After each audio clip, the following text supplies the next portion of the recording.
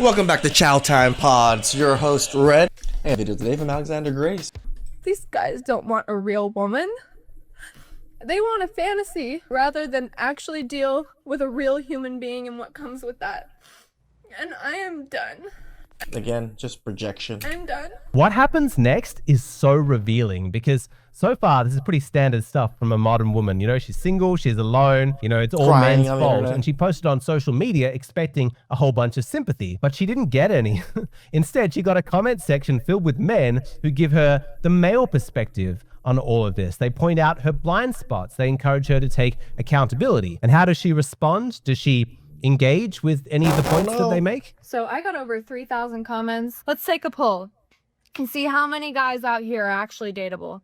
How many of you live at home with your mommy? You don't know how to do anything for yourself because you're a giant child. How many of you are hiding behind a computer every day and playing video games for hours? How many of you are fat slobs? You want double D's? You don't care about morals? You do better. Grow up and get ready to get called out. You see this so often with modern You women do. when they feel threatened intellectually or they're called out on their blatant sexism. They don't argue the point, they attack the person. Parade feminism as an equality movement when it's not. Its whole foundation and basis is centered around anti-male rhetoric and man-hating.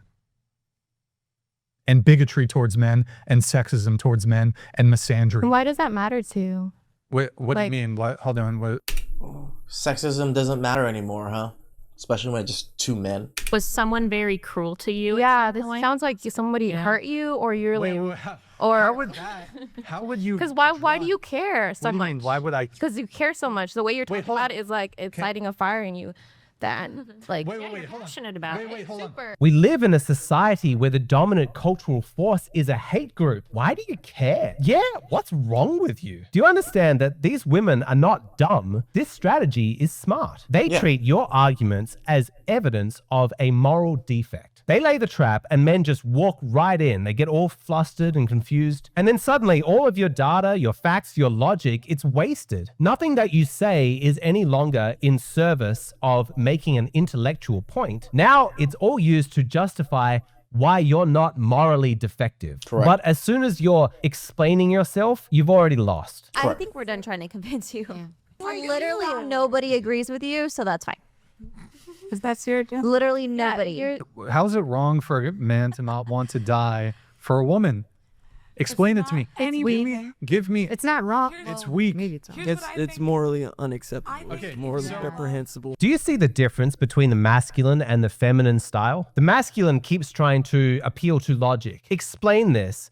Make this make sense. But the feminine positions itself above that. You're a Correct. bad person Morally. and no one agrees with you. Women believe they're the arbiters of morality in a lot of ways, and they're quick to say that makes you a bad person if you do something they dislike or they disagree with, whereas men, we're just a lot more straightforward. We're a lot more objective and logical. Yeah, but logic won't win if women are playing a different game where they start out victorious because of their assumed moral superiority. It's absolutely genius. It's dishonest and manipulative and lacks integrity, but it's smart. It's very effective. There's a I mean, men fall for this very easily. This is why women and men are not the same, right? Women are just so good at using words and through manipulation of words, tears, and emotions. reason why feminism has been the dominant cultural force for however many decades. But how do they do it? What is the actual architecture of this strategy? That's what I'm going to cover in this video. But first, I talk a lot on this channel about communication.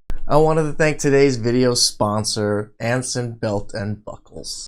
I've had these belts now for 6 months and I wear them every day. I wear them with my jeans, I wear them with my dress clothes, my slacks, my suits. They're wonderful. That the micro track system, being able to, tighten every quarter inch is so awesome, especially when you hear the clicks every single time. You feel so satisfied. They also look amazing. Being able to change every buckle with every strap just gives you endless combinations of looks.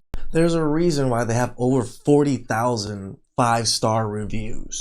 And because Anson Belt and Buckles are the sponsor of today's video, they're offering an incredible deal. When you click the link down below or scan this QR code to build your box set, you'll get 2 bonus pieces, a bonus strap and a bonus belt buckle for free. That's 3 buckles, 3 straps that mix into 9 different combinations of looks in one box. It's an exclusive deal you won't find anywhere else, so click the links, build your box set, and upgrade your belt game today.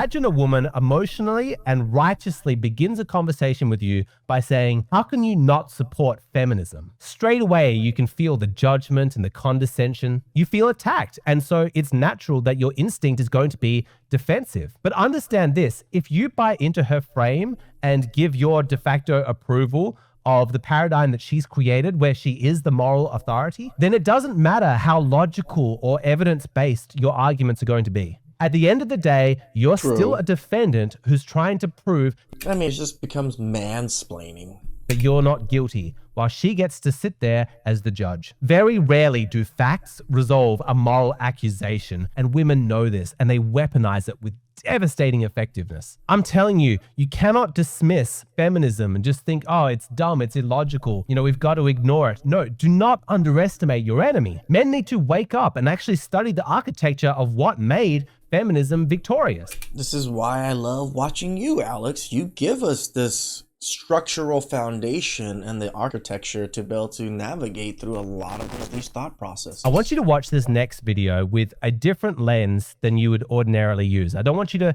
pay attention to the logical fallacies in her argument and try not to react to how overt and outrageous her sexism against men is. Instead, pay attention to the strategy that she's employing and ask yourself, why is this style effective? Why does it work? You men are struggling. You opted out and you numbed. You leaned into your porn addiction. You never emotionally evolved. You never developed any type of emotional skills to cope with all of the pain, all of the shame, all of the inadequacy that you feel. You kept getting lonelier and lonelier. Women built emotional skills to deal with your abuse. And now look what happened is we have out-evolved you. And women are done. We are not the ones that are lonely. Oh, we're just so much better than you Neanderthal men. You are. All right, let's go through it. Let's examine what she did because it's what all feminists do. At any point in that video, did you get the impression that she was attempting to convince anybody of anything? Nope. That she was arguing a point? That she was making a case or presenting facts? No, that's not how she talks. She's not making a point. She's making a judgment. Every single sentence is a judgment. Consider this video that I'm making right now and all the videos that I've made, where I lay out a premise, I explain the logical reasoning, I bring up facts and evidence. It's a way that we show respect to each other as men, because I'm not going to make statements and then just assume you'll agree with me or morally condemn you if you don't. I understand that you have no obligation to agree with the points that I'm making. So it's my duty to convince you, to make my case. And there's a sort of like equality there, like it's quite mutual, but in some senses, I'm kind of in the supplicant role because I'm the one who's trying to convince you of something. But by watching, you're also showing me dignity and respect, essentially saying, Alexander, you're somebody whose point of view deserves to be listened to. I love it. I think it's beautiful. It's pretty much saying, I'm giving this person the time of day. I love communicating with men like this. It's much nicer than this, right? So let's get into detail. Let's examine the feminist strategy. First of all, assume the moral position, never argue for it. A feminist woman is going to enter into a conversation as though her ethical superiority is just established fact. That's the first thing. The next thing is to reframe any disagreement as defect. If a man disagrees with anything you say, just treat that as proof of how misogynistic he is. Next, you want to personalize his position while universalizing yours. Both this woman and this woman employed this strategy. Frame his viewpoint as though it comes from toxicity and ego and privilege, and make sure that you present your viewpoint as though it represents morality and justice. The next piece is to monopolize victimhood. Claim all of the suffering for yourself and concede none. Women are victims of everything, men are victims of nothing. And even if men are suffering, they're just suffering because of the patriarchy. And lastly, make your preferred reality the default. This one is absolutely essential. You never want to openly present your highly selective feminist interpretation of data and history as a feminist interpretation. No, you need to hide that label. You want to present it as though it's just a neutral fact. It's boring even, just something to be taken for granted. It's not even worth noticing. Any man who would challenge that is just stupid. He's missing something that's completely obvious. How is it that my way is always wrong and you correct me on how I should communicate? I don't know. I don't know why your way is always wrong. That's a good question. Like, if I say, hey, that annoys me, you tell me, hey, that's okay that it annoys me, but you should have said it this way and done it this way. I feel like that's effective marriage communication. I feel like it makes no sense. Like, the way I do things is the way I do things. And it's wrong. This guy is like so many men. He has identified that something's wrong. He knows there's a double standard. He can sense how unequal and unfair the arrangement is. And his questions make logical sense. But what I'm trying to explain to you in this video is that doesn't matter. I'm telling you, this enemy cannot be defeated using logic. What use is a sword if your opponent is made of water? My tactical recommendation is that men need to become proficient at using the exact same strategies that women do. Not all the time, not even most of the time. We have to hold on to our masculine integrity, but think about it. What better way to understand the battle strategies of an enemy than employing them yourself, learning them from the inside out? You've got to try it at least once. I really do. That's why I like watching Alex and stuff. I like using these tactics for myself to understand how it truly works. Go of logic and facts and just moralize and judge people. It's gonna feel so weird the first time that you do it, and in part 2 of this video I give a demonstration so you can see how weird it is. It feels manipulative and intellectually dishonest and just like completely at odds with your integrity, but I really recommend push through your discomfort. Try it at least once, because once you do that, once you argue like a feminist for the first time, you're going to learn so much about the way that they operate. And if you practice this skill, you may find that there are times in your life when it is appropriate to use it. You're being exploited or shamed or talked over, and it's all completely unjust. And so you say, fuck it. You want to play? Let's play. So you stop being defensive. You're not apologetic. Instead, you are aggressive. You are morally righteous. Don't be afraid of claiming the ethical high ground. It's rightfully yours. The issues raised by men's rights activists are based on facts and evidence. Feminism is based on feelings and a narrative of perpetual victimhood and a constant shifting of the goalposts. True. You are in the morally superior position, so don't be afraid to claim it. If there's a woman saying that she's a feminist because she's against division, call her out on it. Act morally outraged. Make her justify it. Men are the oppressors, so yeah, y'all can take that little mansplain, that little discrimination, because y'all... Oh, I got something though. Right. Feminism is what's fucked everything up. If you think I'm divisive, step foot in a feminist studies class and tell me that's not divisive. How you got this girl here saying that men are oppressors and women are oppressed. How's that not divisive? You tell me, are men the oppressors? Yes or no? Yes. Thank you for proving my point. You think men are the oppressors and women are the oppressed. How is this not divisive? I want to be clear. I don't expect or even encourage men to ever become comfortable arguing aggressively with women. I think it's weird. I think it's fundamentally unnatural. But what else is there to do now that women have stepped into the arena? They've picked up the weapons. How long do you hide behind a shield, begging and whimpering, saying, please don't hurt me? Wouldn't it be fascinating if we had a generation of men with some actual hair on their balls? Instead of walking around like little bitches who are scared of losing the approval of women while they spout like hateful, sexist, feminist nonsense. And I tell you this guy all the time. I'll tell you guys this all the time. When women say stupid shit in front of me, I almost always have to correct that shit. I just can't let that shit slide. I'll have to say something.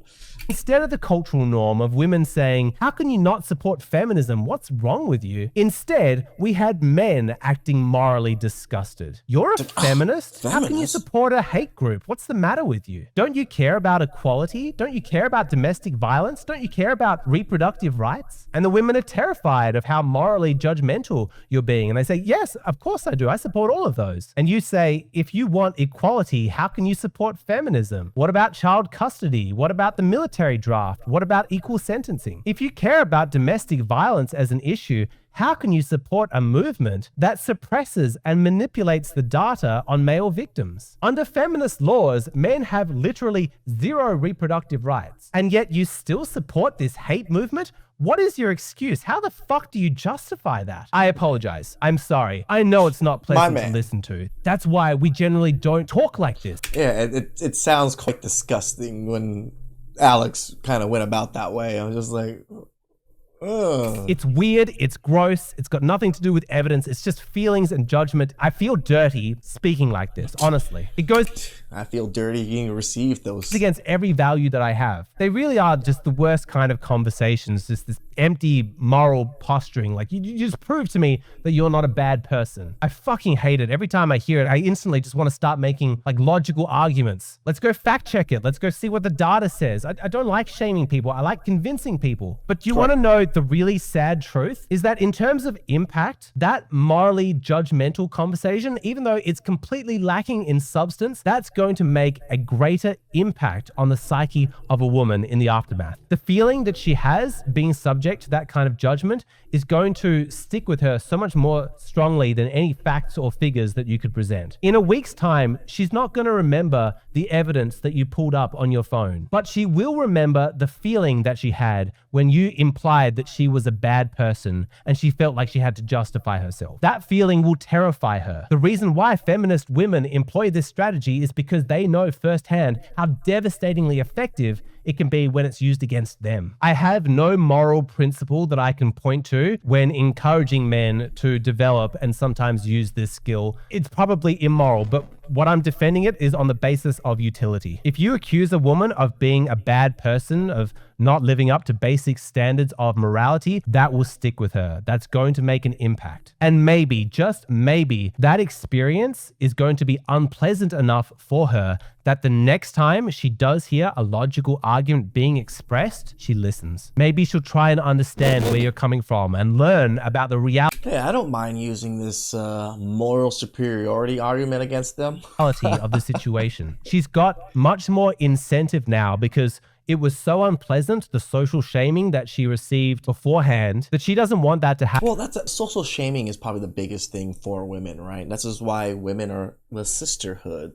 If the sisterhood is not together, you get shamed by the sisterhood. They're very scared of that, right? Happen again. You know, for her now, for the first time, holding on to feminist values now carries a significant social cost. And maybe she doesn't want to pay it. Maybe she doesn't believe it. Maybe she never did. She just did what every other woman in the culture was doing. She was just following the herd. She did not want to risk social disapproval from the group. But now, for the first time, she's forced to choose because there's social disapproval either way she goes. And if that's the case, then maybe the scales are finally balanced enough that what's going to decide which way she goes, which way it tips, maybe that will be evidence. Maybe that will be logic. Maybe that will be an integrity-based approach. Yeah, actually listening to Alex use the argument of how women argue was really disgusting, right? Just the way you went about it, just talking about morals and just how, you know, how disgusting they are for not believing in equality. It is so intellectually dishonest. It makes me feel disingenuous in every way just listening to it, but I'm definitely going to be using this shit. Please like, subscribe, comment down below. I really appreciate that, and catch you guys next time. Ciao.